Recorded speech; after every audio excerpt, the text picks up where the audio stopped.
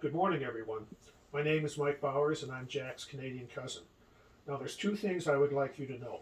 First, I have a tremor in my hands, so my hands shake. And if I end up going like this, don't worry about it. And I may also end up dancing a jig up here, so enjoy. The second thing is that I cry. I cry at the drop of a hat. I cry at TV commercials. So if I start blubbering away up here, feel free to join in. Now, when Maria asked if I would speak here today, I was somewhat taken aback. I told her I'm not much for public speaking. I've never given a eulogy, and I wasn't sure what to say. Maria suggested, for a start, I tell a little of Jack's family history. In the early 1900s, our grandparents, Patrick and Mary Moore Garrity, immigrated to Chicago from Kilmena, County Mayo, a small village in the west of Ireland. They didn't have much in the way of material goods, but both possessed a great love of family. Grandpa was one of 13 children, and Grandma one of 7. Together, they had 5 children of their own. The oldest, Joe, was Jack's father. Next came Tom, then Mary, who was my mom, then John, and the youngest, Patricia. Although they didn't have a lot of money, there was an abundance of love for God and for each other. These bonds of love were then passed on to 16 grandchildren. Family occasions and holidays were always marked by get-togethers and parties. A Garrity family picnic and a rented cottage at Delavan, Wisconsin were highlights of the summer and served to bring us closer together. Jack lived for his family, his dad, his mother Helen, his sister Mary Pat, and brother-in-law Jim, Katie, his niece, and his nephew Jamie, along with Jamie's wife Jenny and their daughter Avery. Jack attended Queen of Angels Grade School and DePaul Academy. I like to think that the good sisters and brothers who taught him got the VIP entrance when they showed up at the pearly gates. Jack took great pride in being Irish. St. Patrick's Day was always cause for great celebration. In the 16th century, a Jesuit priest, Edmund Campion, visited Ireland. During his travels, he took note of some of the characteristics of the people. He found them to be frank, amorous, and sufferable of infinite pains. He called them sharp-witted, lovers of learning, capable of studies to which they bend themselves, adventurous, intractable. I had to look that one up. It means to be a pain in the butt, and kind-hearted. All of the above describes Jack. Now, Jack never kissed the Blarney Stone. He didn't need to. He inherited the gift of gab from his mom, although his sister got the lion's share. He excelled at the Irish tradition of the Shanachie, the storyteller, and what a storyteller. He had one for just about every occasion and occurrence, whether it happened to him or to a friend, or he read about it or saw it on TV, or picked it up from a passenger in his cab. He would always entertain those gathered round him. But it wasn't just the story, it was how he told it. He may not have been a weaver of cloth, but he certainly could weave a yarn. He would twist his body and gesture with his hands, raise his shoulders when he questioned why something happened, in the cadence of his speech, how he would lower or raise the timbre and tone of his voice. His eyes would flash at anything that angered him, but crinkle when he was amused. Then he would give you that laugh of his and that grin. That grin. You could see the mischief behind his eyes with that grin. Now, normally a eulogy includes some stories, but our time is limited, and with Jack, trying to narrow it down to just a few is impossible. I could tell stories all day. A lot of them are not appropriate for church. I'm sure everyone here has at least one favorite Jack story, probably several. After Mass, we have the chance to get together, to share and remember them, a remembrance of times spent together and of the laughter and happiness he brought into our lives. In my adventures with Jack, I would always notice he could talk to people he didn't know. He could engage them, make them feel comfortable, listen to what they had to say, learn from them, and pass on what he knew. No matter where he was, in a store, on the street, his cab, a restaurant, or a bar, he could open himself up to others.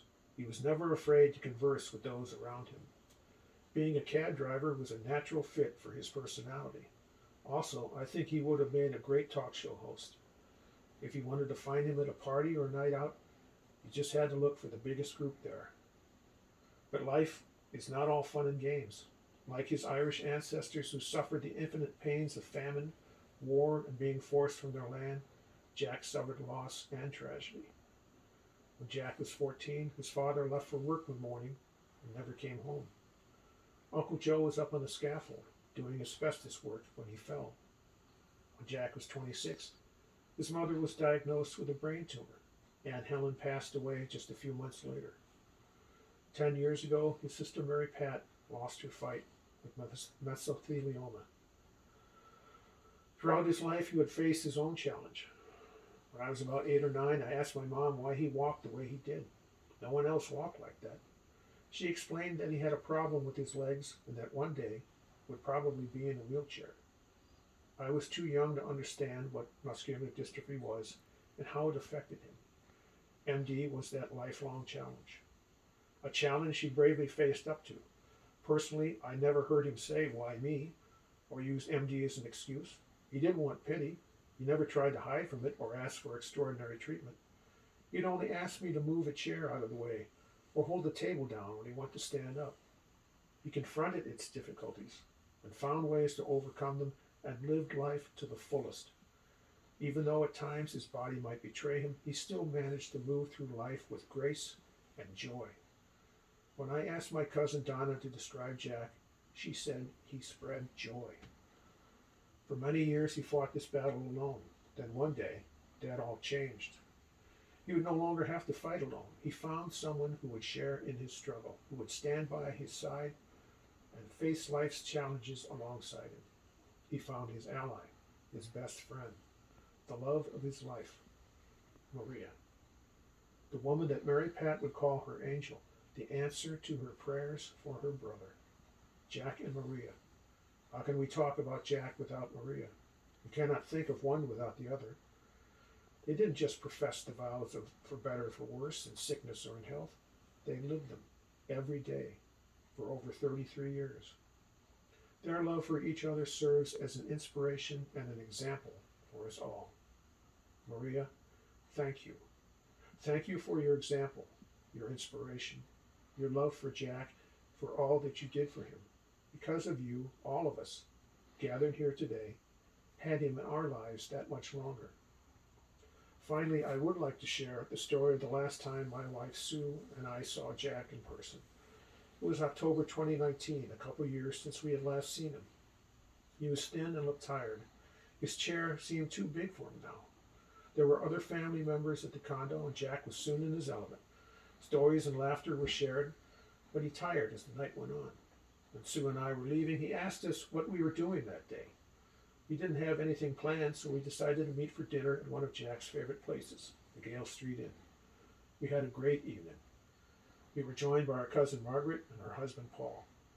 Jack had his usual rack of ribs, with the extra one to go, as always, and it was old times again.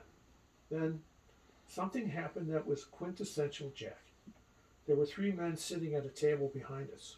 They were quite loud and boisterous.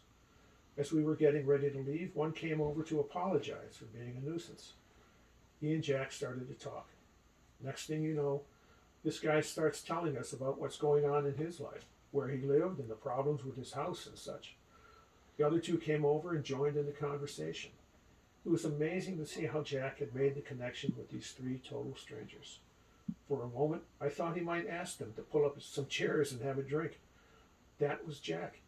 He loved to be around his family and friends, but he always wanted to meet new people and make new friends. In chapter 11 of St. Luke's Gospel, our Lord tells us, one does not light their lamp and then hide it under a basket. They put it on the lampstand so that all may see the light.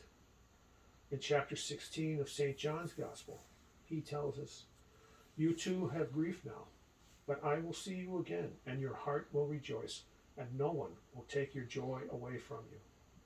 Jack put his lamp upon the lampstand and let his life, shine for all of us to see. And with that light, he brought joy to our lives.